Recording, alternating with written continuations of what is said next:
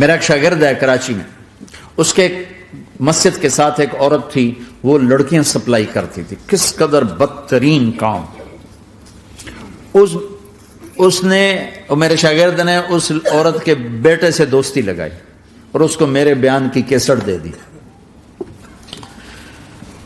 اس نے کہا یہ سن لینا۔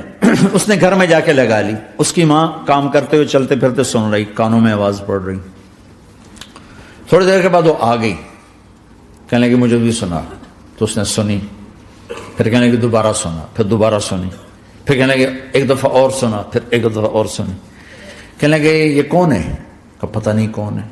کہ کس نے دی؟ کہ یہ مولوی صاحب جو مسجد کا، اس نے دی۔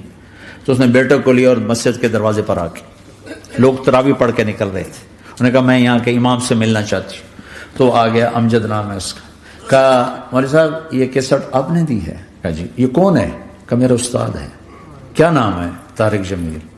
کہ اس نے کہا ہے کہ جتنے بھی گناہ کرو توبہ کرو تو قبول ہو جاتی ہے، تو میری توبہ قبول ہو سکتی ہے؟ تمہیں تو پتہ میں کیا کرتی ہوں۔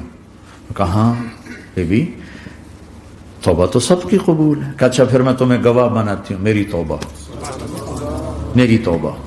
اور اگلے دن مسجد میں آنا شروع کر دی تراویح میں، اور دعا کرے یا اللہ اگر میری توبہ قبول ہے تو مجھے اٹھا لے، اگر میری توبہ قبول ہے تو مجھے اٹھا لے، اگر میری توبہ قبول ہے تو زور زور سے دعا کرتی۔ عورتوں کے اس میں جس طرح عورتیں نماز پڑھتی تھی،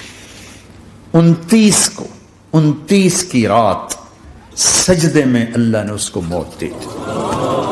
ساری زندگی لڑکیاں سپلائی کی اور موت آئی رابعہ بصری جیسے۔ توبہ ایسی چیز، اے اللہ میری توبہ قبول ہے تو مجھے اٹھا لے۔